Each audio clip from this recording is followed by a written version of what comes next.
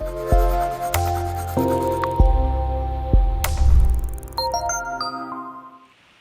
everybody, this is T with Kate's Crafty Closet, and today we're going to make this Thanks a Bunch card, doing some ink blending with some distressed oxides. We're going to do some heat embossing as well. So let's go ahead and get ourselves started. So the first thing we're going to do is, I cut down a piece of cardstock. This is some purple cardstock. I believe this was from Fun Stamper's Journey, back when I was a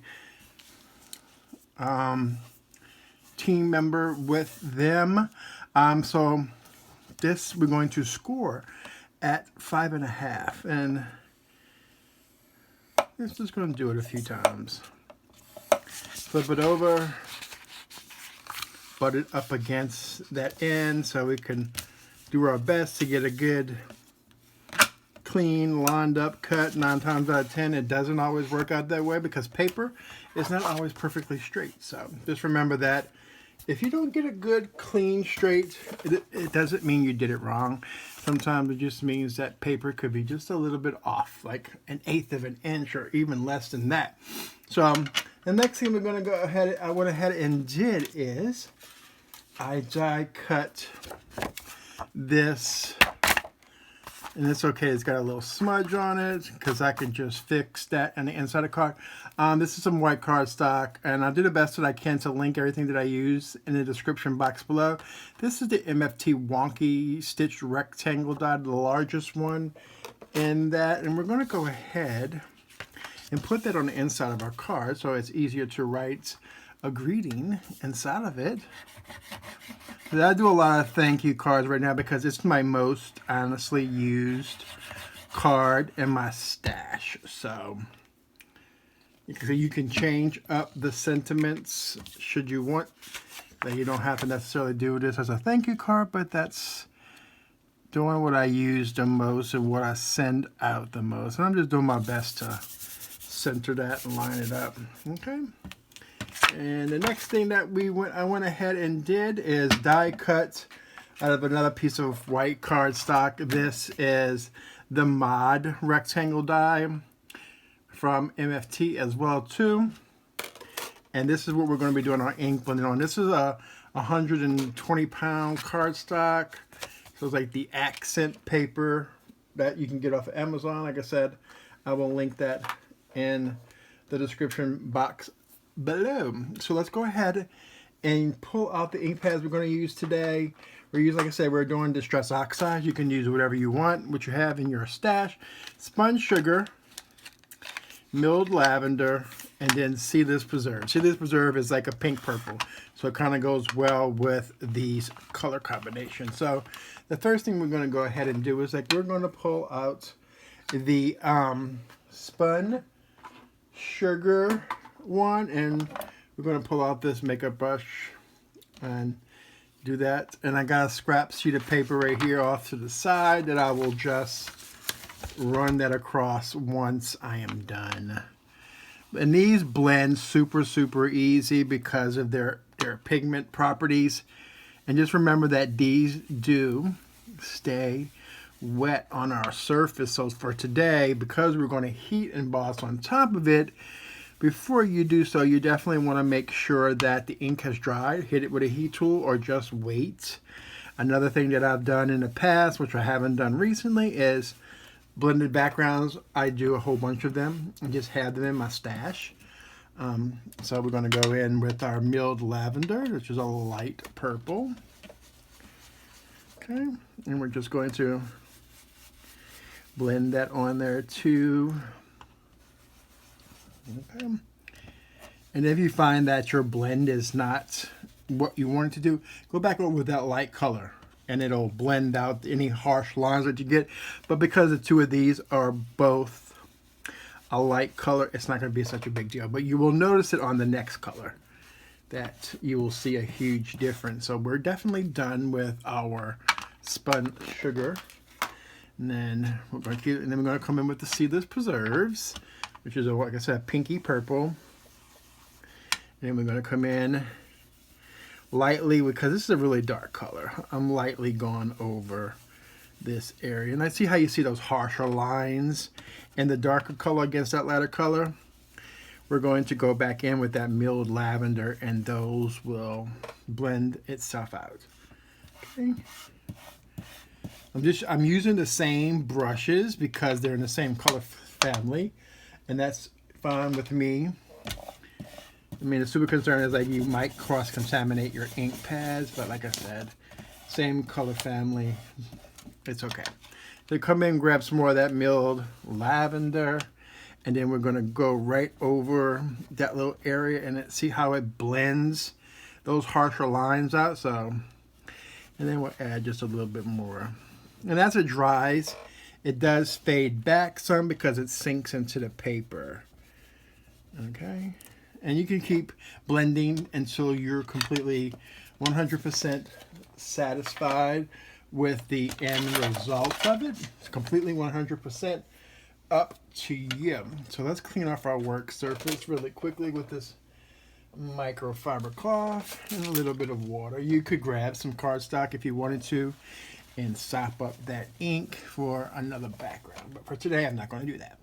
So back to our panel, and because we know it needs to dry a little bit from the magic of television, I already have a panel that is dried for us. So we're going to do some heat embossing now. So we're going to grab my Versamark, or any kind of clear embossing ink will work for this. And on the previous card, I actually used a white pigment ink because I could see it better when I go ahead and heat emboss, but it's okay. You can use whatever one you want, whatever one you have. And I'm just going to, this is a MFT. I think it's probably retired because I've had this for a little while in my stash. I want to say it's called, hold on, I have it right here. It is called Roses All Over, but you can use any kind of background you want for this project. So put that to the side. We'll need it in a few bit, and I'm just going to go ahead and grab and put it on here, and I'm just going to use my fingers and press over it. You can grab another piece of paper if you wanted to push down on it so you can get a good impression. We'll go ahead and let's just do that. I'll grab this piece of paper where it makes it a little bit easier to get good coverage. That way you don't get all that ink on your fingers. So carefully pull it up, and pretty much you can see the impression that it's left down there. And we're going to go ahead and grab a scrap sheet of paper. Let's just grab, that one's a little bit too thick, so let's grab another piece that is a little bit on some copy paper so we can easily bend it and fold it and put it back into our container. So here we go. Be careful, don't just grab the edges so you don't mess up your stamped image. We're using some Ranger white embossing powder, and this morning I had a mishap, so I dumped out by accident quite a bit of it. And if you want to do this with an anti-static powder tool, you most certainly can, but I am not for today because I'm all good. Okay, put that off to the side as we get it. And now learn from me, don't ever have your fan on because you're going to regret it, I promise you. And we're done with the white, and so we can put that to the side. And instead of using a rag, I actually have this shaving brush that I just push this off to the side and throw it away. And I've actually used that for ink blending too. It just gets a little bit more harsher. So bring back in our panel, bring in our heat tool, warm it up for a second or two.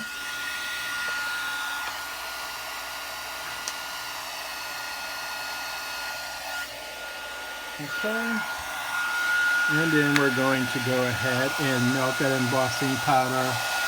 I always tilt it a little bit so I can see it melt. Because like I said, it gets shiny when it melts. You can see it. It's just easier for me to tilt it a little bit. It's always the key to make sure your heat tool off to the side and get it hot enough.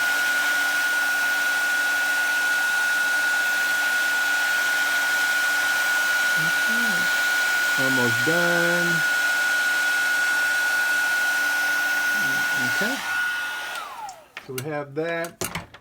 Let that cool for a quick moment, and we're going to pull out our next part of it. I have a piece of vellum here, and this was cut down 2.5 by 6. Give me enough room to turn it over on the opposite side, and based on your sentiment, that's what you want to cut it for. I was like, this gives me plenty enough room for that large. Thanks.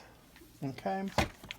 And then we're going to go ahead and put this in there and grab our Versamark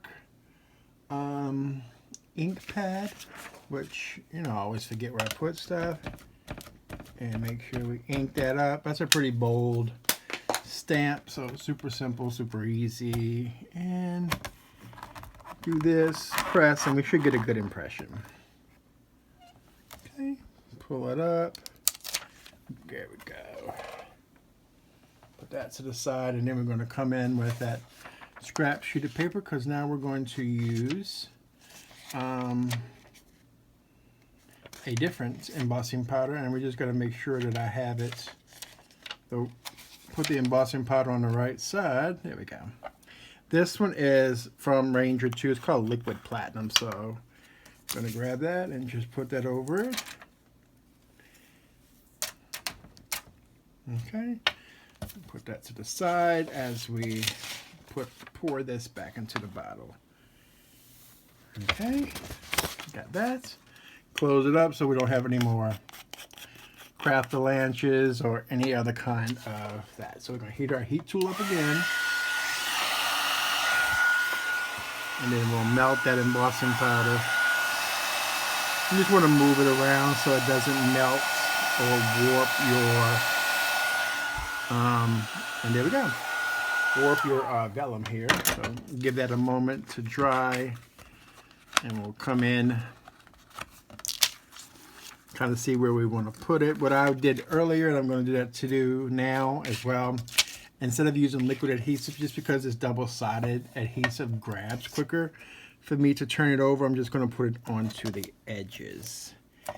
And you can put a little bit of the liquid glue onto the embossed area so it sticks down on top. Otherwise, it's going to do a little buckling on you. So we're just going to go in with some art glitter glue, and I'm going to just add tiny bit. You don't want it to ooze out and mess up your, and this will help it stay still while you peel it off, and you place it wherever you want to onto your card panel. I'm going to hold that, then I'll peel. Oh, it's not working that way, so I'm going to come to the other side, peel off our release paper for our. From that, you can use a pokey tool or some tweezers, whatever you have in your stash, if you can't grab it with your hand. And I'm just going to hold that down and crease it, and then pull it, and then do that. Same thing over here, and then boom. There we go. So now that we glued it down a little bit, it's good to go. So I'm going to come in and use that. I use my label maker as well. My little DYMO label maker. Awesome little tool to have in my stash. And I just did the word a bunch. So we can just peel that off. Don't do what I did earlier. I glued down the gems before I put this part on, and it kind of was a mess. Okay, thanks a bunch. Okay, let's go ahead and put our gems on there. You can use kind of whatever gems you have in hand. I'm going to grab my little not pokey tool, but this is a little quick stick. You can use whatever else you may have in your stash. And I'm just going to put these onto the vellum piece here. And I'm just going to pick some different sizes, whatever you have You can use any color. If I would have had purple, I would have. I'm not stressing out that a little bit of the glue comes out of those gems, because this art glitter glue will dry clear. So no, don't stress about that. And you know, normally I'll put my foam squares on there, but I'm not going to do that right now because of the gems need to dry and I don't want to knock them off and have to redo them. But essentially that is our card for today. So I'll put that on top of there after I put on to my my foam squares. So I want to thank you all for joining me today. Make sure you check out the store at CaseCraftedCloset.com for all your crafty needs. If you ever need something, you don't see it, by all means, please feel free to reach out to me. Any other questions, leave them in the comments below. And thank you all for joining me, and have a crafty day, y'all.